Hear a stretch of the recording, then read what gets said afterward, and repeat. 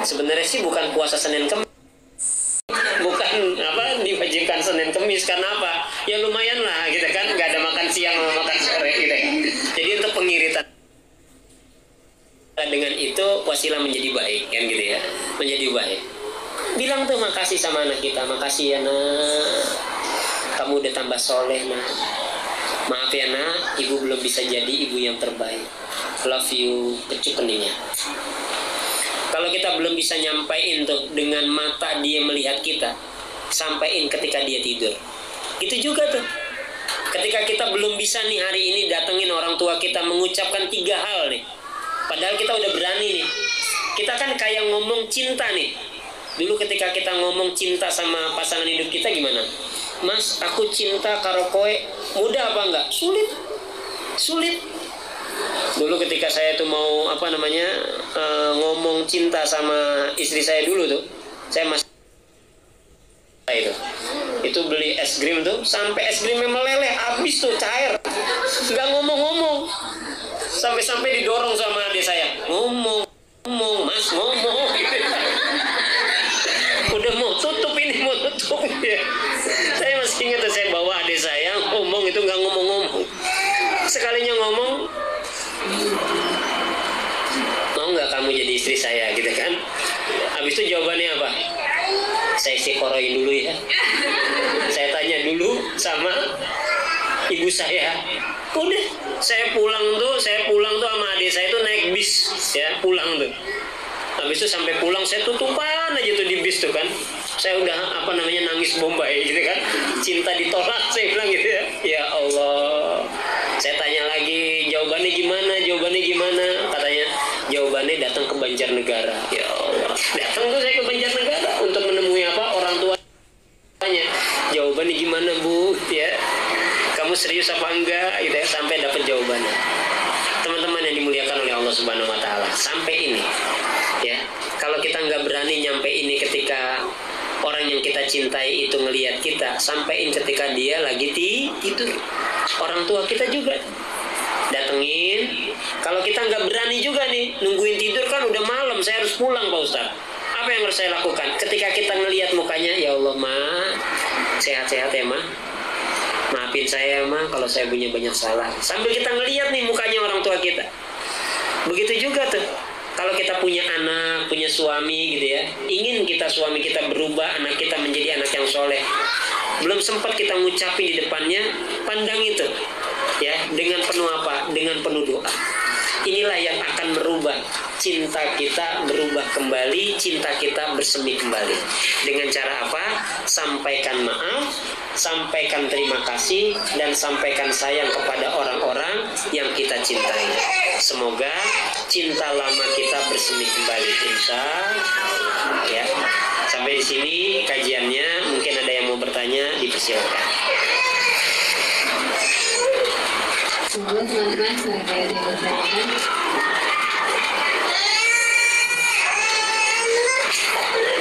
Ada yang mau bertanya? Ini ada grupnya, ada Mbak Rana. Kalau ada grupnya bisa diikutin itu bisa diikutin. Kalau ada grup di Madinah itu ada sholawatan kayak gitu ya. Kalau di grup kita ada tahajud sama subuh ya. Coba bikin list tiap hari ya. Bikin list tiap hari tentang sholat subuh ya kan, atau baca Quran aja. Sebenarnya sih yang sulit itu baca Quran ya. Baca Quran aja. Yang sudah baca Quran hari ini checklist. Udah kayak gitu doang. Besok ganti lagi tuh. Yang sudah baca Quran hari ini checklist. Jadi dia diingetin apa? Baca Quran atau enggak? Kayak gitu lah. Cuma checklist aja. Jadi nggak usah banyak-banyak. Sabtu, besok hari Senin ya. Senin tanggal berapa? 20 November. Yang sudah baca Quran ya. Andi 2, Ratna 3, Mayang, terus aja.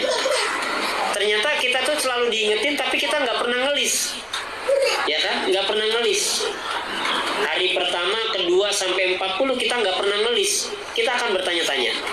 ya, maka ditulis itu 40 hari menggapai cinta Allah. Dengan cara apa? Membaca firman-Nya, ya, membaca firman-Nya sampai akhirnya Allah akan mengingatkan kita, ya, untuk mendapatkan cintanya Allah. Coba, kira-kira apa yang menjadi kesepakatan? Baca Quran kah, sholat kah, gitu ya? Bikin listnya tuh, ya. Nanti kita lihat 2 pekan mendatang ada nggak perubahan. 2 pekan mendatang ketika kita ngaji ada nggak perubahan, ya. Ketika kita sholat, baca Quran, ada nggak perubahan seperti itu, ya. Ada lagi yang mau bertanya? Assalamualaikum Pak Ustadz. Izin bertanya, misalnya itu apa? Kita dosa apa enggak? Kan posisi saya udah bersuami. Waktu itu izin mau ikut kajian yang ada ODG, apa ya itu? Ya, tapi posisi saya kan kerjanya tuh mungkin, tapi udah ada panggilan spesial. Terus aku bilang kan mau ikut kajian boleh enggak? Ini kok ada pasien kayak gitu, terus dosa kayak gitu, nggak boleh itu. Aku dosa apa enggak? Terima kasih. Kemudian jenengan ikut kajian apa enggak? Nggak jadi karena nggak diizinkan suami. Oh, nggak apa-apa. Malah itu yang lebih baik.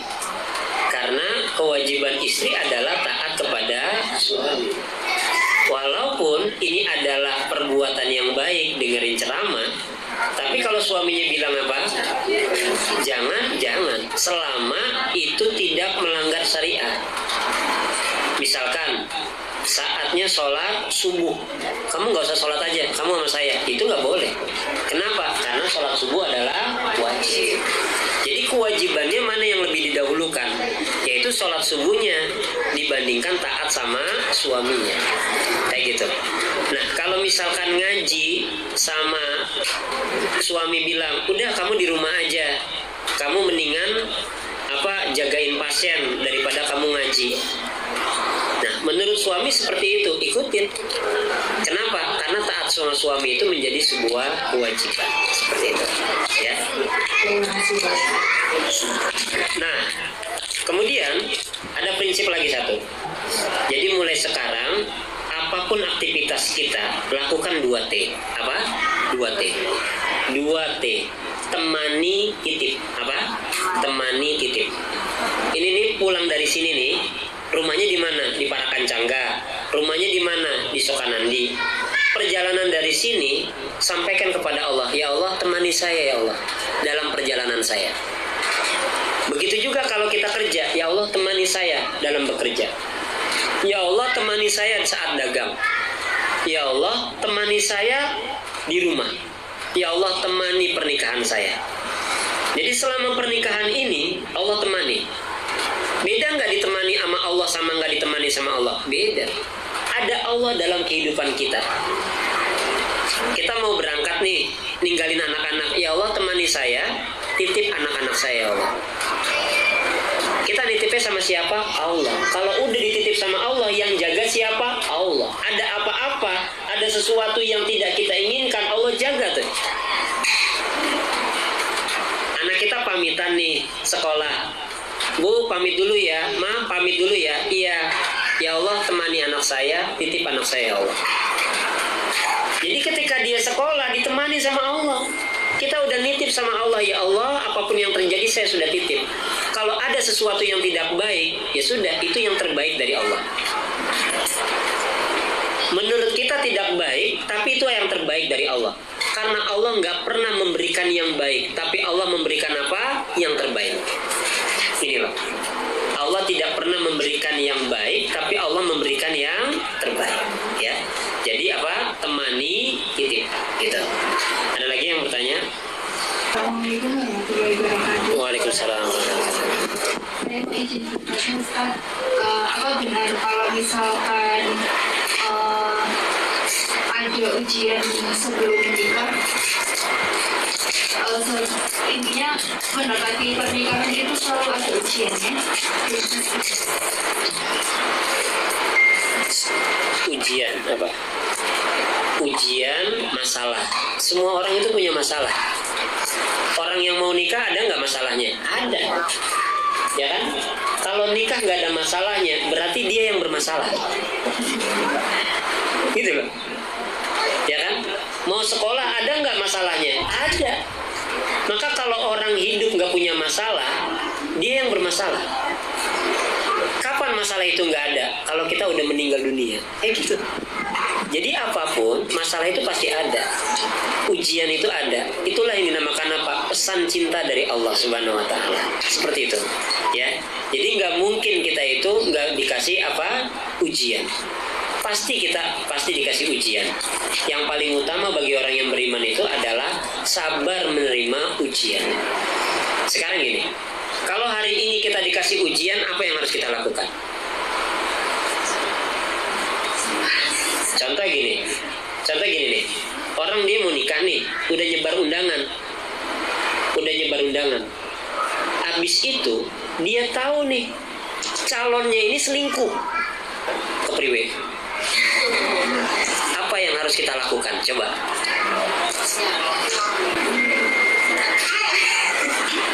Wah, kok masalahnya kayak gitu Pak Ustadz itu ya? Ya kan? Atau jangan yang kayak gitu deh, yang agak ringanan dikit deh. Apa?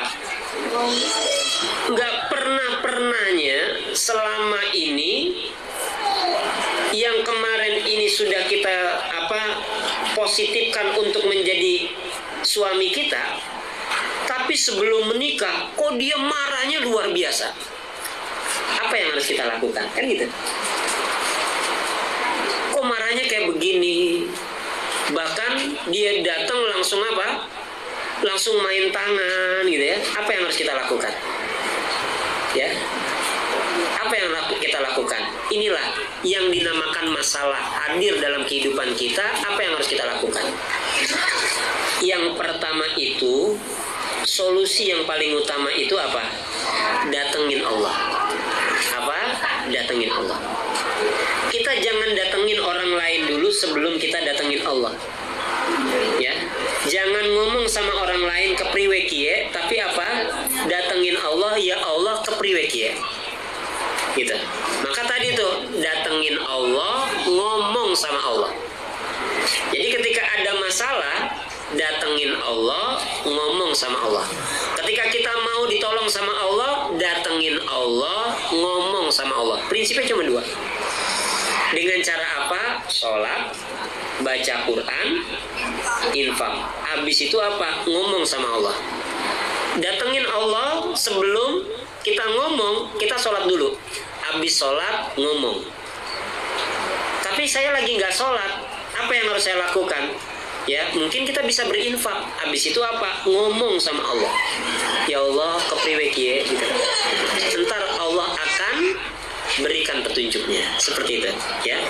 Jadi kalau misalkan seperti itu, semua orang punya masalahnya. Semua orang pasti diuji. Ya, yang penting adalah bagaimana caranya kita menyelesaikan masalah itu dengan cara datengin Allah, ngomong sama Allah. Ya. Ada lagi yang tanya?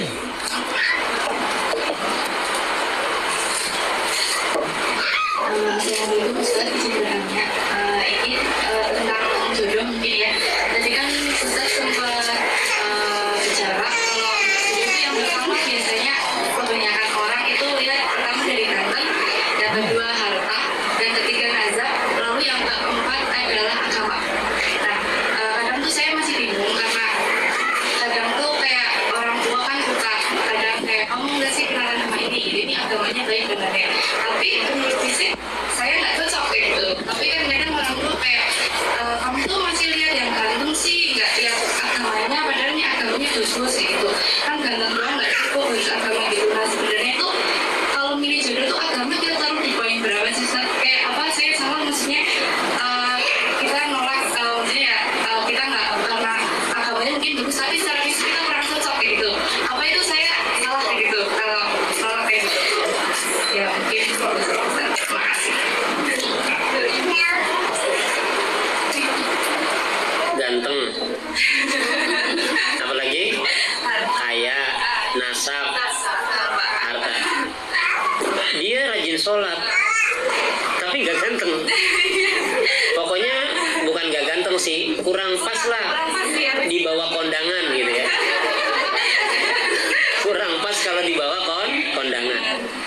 Karena kan ganteng kan beda-beda ya.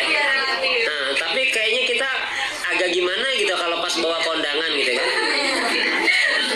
Nah itu gimana? Ya kan? Apakah tetap agama nomor satu? Iya, agama tetap nomor satu.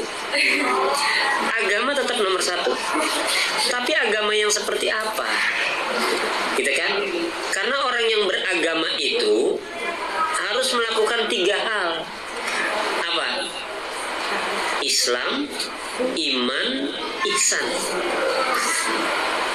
Orang yang beragama baik itu, kalau kita mau ngelihat agama dia baik itu, kriterianya ada 3. Islamnya baik, imannya baik, dan yang ketiga, dia berbuat baik. Nggak bisa cuma sholat doang, tapi dia nggak beriman. Nggak bisa cuma sholat doang, iman doang, tapi dia nggak berbuat baik. Karena agama yang baik harus meliputi 3 hal. Islam itu kan ibadah tuh semuanya. Sholat, puasa, zakat itu Islam. Kemudian apa? Iman. Dia benar-benar percaya kepada Allah. Yang ketiga adalah ihsan. Dia bisa berbuat baik kepada orang tua, bisa berbuat baik kepada istrinya, bisa berbuat baik kepada kakaknya. Gitu. Nah, sekarang gimana kalau yang menyatakan itu adalah orang tuanya? Kan gitu ya. Kita bertolak belakang nih dari prinsip orang tua. Orang tua maunya si A, tapi si A nggak ganteng menurut kita. Kita maunya si B, tapi menurut orang tua si B agamanya nggak bagus. Apa yang harus kita lakukan? Diem. Kalau emang kita nggak cocok, diem. Jangan sekali-kali ngebantah. Mama sih nggak tahu, gitu kan? Dia itu sholatnya cuma pura-pura di depan mama doang, baik. Itu kalau di depan mama sholatnya itu lama, Allahu Akbar. Kalau di depan saya, Allahu Akbar, Allahu Akbar. Doanya Allahumma lantas kabur. Gitu. Tapi kan mama nggak tahu, gitu kan? Akhirnya apa? Ibunya tersinggung, ibunya sakit hati. Boleh nggak kita kayak begini? Nggak boleh. Apa yang harus kita lakukan? Udah diem aja. Kamu nggak mau sama yang satu? Nggak lama. Saya masih tetap yang kedua. Cobalah ya nantilah saya istiqorohin dulu. Udah kayak gitu aja. Saya udah istiqoroh sih mah, tapi belum. Gitu aja udah. Jangan sampai melakukan kata-kata kasar kepada orang tua kita. Udah cukup. Kayak gitu ya.